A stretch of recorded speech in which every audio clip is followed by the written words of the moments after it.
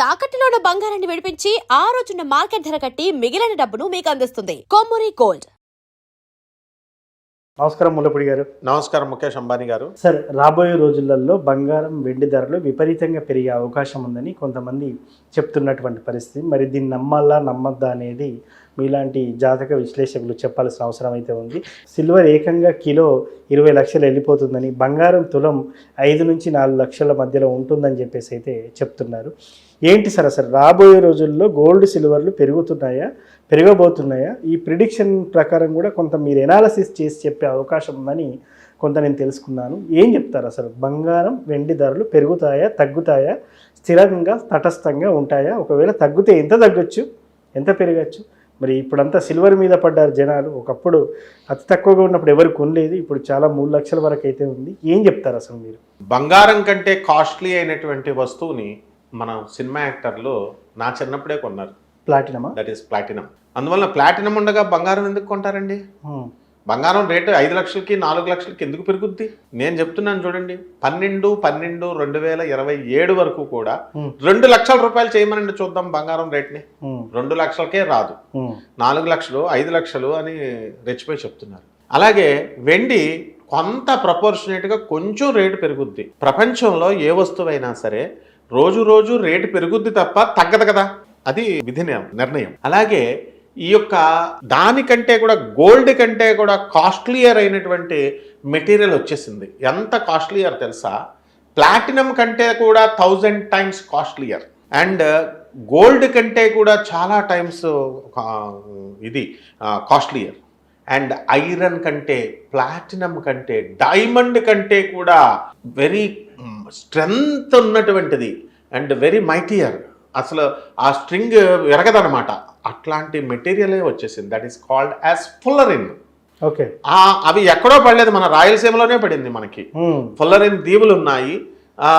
తర్వాత మనకి gold mine కూడా ఇప్పుడు కేజీఎఫ్ లాగా మనకి రాయలసీమలో పడింది.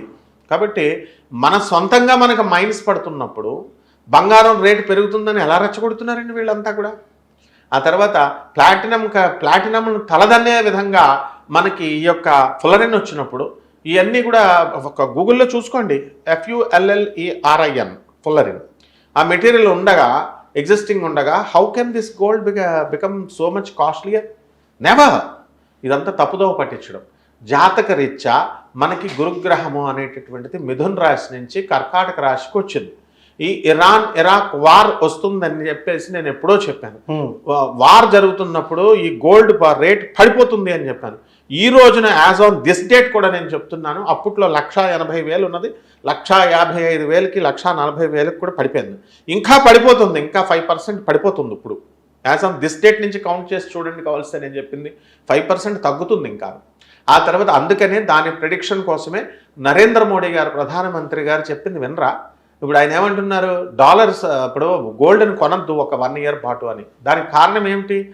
గోల్డ్ని మనం ఎప్పుడు కొన్నా సరే మనము డాలర్స్లో కొనాలి. డాలర్స్లో కొన్నప్పుడు రూపీ వాల్యూ పడిపోతుంది. ఇప్పుడు ఎంత ఉంది? ఒక రూపీ వాల్యూ 94.34 పైసలో ఉంది.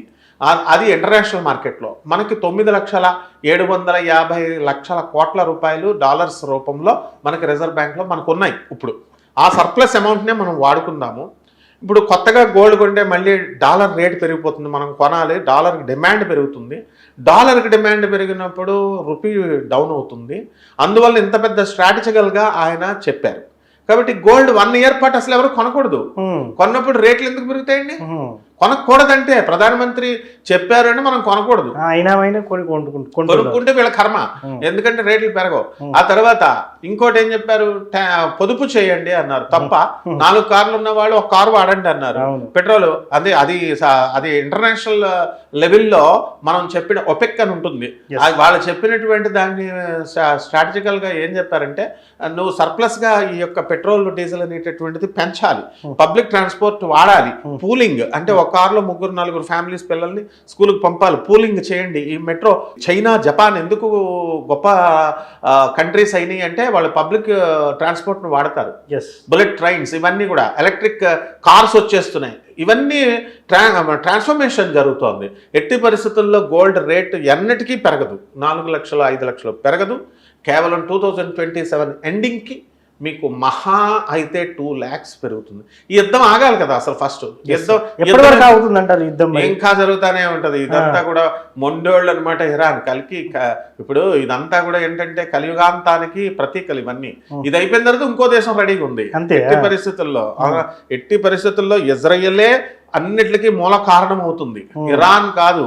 ఇజ్రాయెల్ చిన్న దేశము, ఆర్కిమిడిస్, జీసస్ క్రైస్ట్ వీళ్ళంతా కూడా చిన్న దేశమైన అక్కడి నుంచే పుట్టారు. విధ్వంసం సృష్టిస్తున్నారు వాళ్ళే. విధ్వంసం సృష్టించడం అంటే వాళ్ళు న్యూక్లియర్ పవర్ ని, ఇరాన్ లో ఉన్నటువంటి న్యూక్లియర్ పవర్ ని ఇచ్చేయమంటుంది. వీళ్ళు డేంజర్ ఫెలోస్ కదా వీళ్ళు. ఇప్పుడు ఆఫ్ఘనిస్తాన్, పాకిస్తాన్ వీళ్ళంతా ఎందుకు వాళ్ళ దగ్గర న్యూక్లియర్ పవర్ ఉంటే ఆగుతారా? వాళ్ళు గొరిల్లా యుద్ధాలు చేస్తారు మన మీద, దొంగ యుద్ధాలు, టెర్రరిస్ట్ యుద్ధాలు. అమెరికా సఫర్ అవ్వాలి. ఎందుకు అవ్వాలి అంటే అసలు అటువంటి టెర్రరిస్ట్ మూమెంట్స్ అన్ని కూడా పెంచింది అమెరికానే. టెర్రరిస్ట్ క్యాంప్స్ ని పెట్టింది. కాబట్టి మనం ఇంతకాలం మనం చేతకాని వాళ్ళు అనుకున్నారు. పహల్గామ్ దాడులతో మనం ఏం చేసాము, మనం ఏంటో మనం చూపించాం. ఎట్టి పరిస్థితుల్లో పాకిస్తాన్ ఇప్పుడు మనం అంటే పాస్ పోసుకుంటుంది. ఎందువల్లంటే మనము ఎక్కడ వాళ్ళ యొక్క న్యూక్లియర్ పవర్ మీద, మన నేవల్ బేసిస్ మీద, ఆర్మ్డ్ బేసిస్ మీద, ఆర్మ్డ్ ఫోర్సెస్ మీద అటాక్ చేసాం, ధ్వంసం చేసాం. ఒక్క పబ్లిక్ని కూడా మనం ఇచ్చేలా. అలాగే ఇరాన్లో ఉన్నటువంటి వాడి ప్రెసిడెంట్ని సుప్రీంని కొట్టిపడేసినట్టు మనకు కూడా ఛాన్స్ వచ్చింది పాకిస్తాన్ సుప్రీంని, పాకిస్తాన్ ప్రెసిడెంట్ని కొట్టేసే ఛాన్స్. కానీ మనం దానికి చెయ్యం అలాగా. కాబట్టి ఒక 20 కిలోమీటర్ల దూరంలో మాత్రమే మనం బాంబింగ్ చేసాం, మన సత్తా చూపించాం. కాబట్టి ఎట్టి పరిస్థితుల్లో పాకిస్తాన్ అనేటటువంటిది ఇండియా మీద ఎప్పుడు కూడా ఆడదన్నమాట. కాబట్టి ఆ విధంగా ఈ యొక్క గోల్డ్ కూడా మనకి ఇతర కంట్రీస్ నుంచి మనము ఈ ఇజ్రాయెల్ ఇవన్నీ కూడా కంట్రీస్ ఇలాంటి ఫైటింగ్లు కొట్టుకుంటూనే ఉంటాయి. గల్ఫ్ కంట్రీస్ అసలు విశ్వంలో మిగలవు. ఎందుకంటే అవన్నీ భోగభూములు. అమ్మాయిలను ఎత్తుకుపోయి ఒక్కొక్క అమ్మాయిని 20 అమ్మాయిలని పాడు చేసేసి, ఈ యొక్క ఇండియన్స్ని పాడు చేసేసి నడి రోడ్ల మీద అనుభవించి, ఒక దుబాయ్ వాడు ఏం చేస్తాడంటే వాడు ఎప్పుడు కూడా బంకర్లలో దాక్కుంటాడు. ఎంతసేపు కూడా అమ్మాయిలతో పడుకోవాలని, విలాసవంతమైనటువంటి జీవితాలు అనుభవించాలని చూస్తాడు తప్ప ఎప్పుడు కూడా వాడు ప్రోగ్రెస్ గురించి ఆలోచించాడు దుబాయ్లో. అది దట్ ఈస్ అందువలన ఈ గల్ఫ్ కంట్రీస్లో భోగం అనేటటువంటిది ఉంది. కాబట్టి పాతుకుపోయినటువంటి వ్యభిచారం అనేటటువంటిది గల్ఫ్ కంట్రీస్లో జరిగినాయి. కాబట్టి పోతులూరు వీరబ్రహ్మేంద్ర స్వాములు వారు చెప్పినట్టుగా మొట్టమొదట అవన్నీ నాశనం అయిపోతాయి. కాబట్టి ఎట్టి పరిస్థితుల్లో ఇది ప్రపంచ 3rd వరల్డ్ వార్కి ఇది దారి తీస్తుంది. ఈ యుద్ధాలు ఆగవు. నెక్స్ట్ 1 by 1 ఇలా కంటిన్యూస్ జరుగుద్ది. ఈ ఇరాన్ ఇజ్రాయెల్ గల్ఫ్ వార్ ఇది నేను చెప్తున్నాను 3 నెలలుగా ఇంకా జరుగుద్ది. ఆపమరండి చూద్దాం, ఎవరు ఆపలేరు. సో ఈ విధంగా మనకి ఈ యొక్క కలియుగాంతానికి మూలాలు పడుతున్నాయి. కాబట్టి పోతులూరు వీరబ్రహ్మేంద్ర స్వాములు వారు చెప్పినట్టుగా మనమంతా కూడా డెవలప్మెంట్ ఎంత వెళుతున్నామో ఆ విధంగా నైతిక విలువల్లో ఎథిక్స్లో పడిపోతున్నాం. అలాగే బంగారం కూడా ఎట్టి పరిస్థితుల్లో కూడా పెరగదు. గోల్డ్ కూడా అంతే, కొంచెం స్వల్పంగా పెరుగుతుంది అంతే. So thank you very much sir. మొత్తానికి బంగారం, సిల్వర్ రేట్లు ఎలా ఉండబోతున్నాయి అనేది చాలా స్పష్టంగా చెప్పారు. ధన్యవాదాలు.